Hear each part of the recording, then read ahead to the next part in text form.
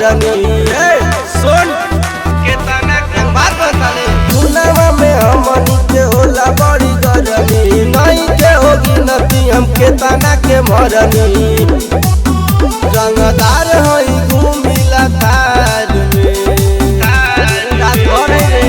राज भर जिसे जदी अजुरा जाइबे तोर जिंदगी हो जाई बेकार में राज भर जिसे जदी अजुरा जाइबे तोर जिंदगी हो जाई बेकार में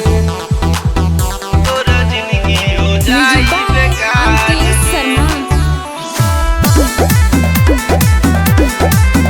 तोर जिंदगी हो जाई बेकार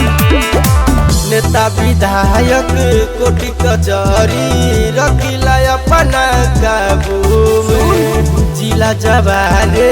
सब जानता है हमनी के बारे में याद कर लिए राजभर नेता विधायक कोटि कचहरी रखिला अपना काबू में जिला जवारे सब जानता है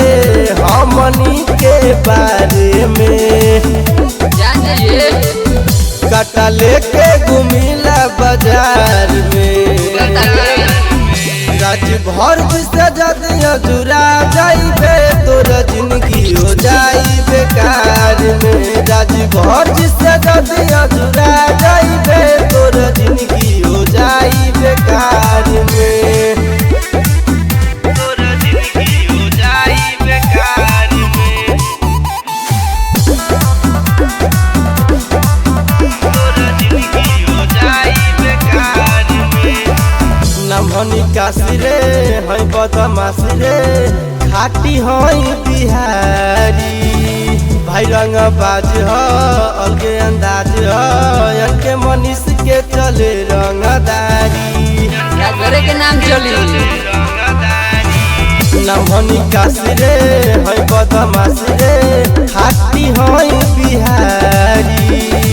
भाई रंग बाज ह अलगे अंदाज ह इनके मनीष के चले रंगदारी पेंटिंग राजभर रे नाम हमारो छपेला अखबार में राज भर जिसे जदी अजुरा जाइबे तोर जिंदगी हो जाई बेकार में राज भर जिसे जदी अजुरा जाइबे तोर जिंदगी हो जाई बेकार में चीर के रख दे।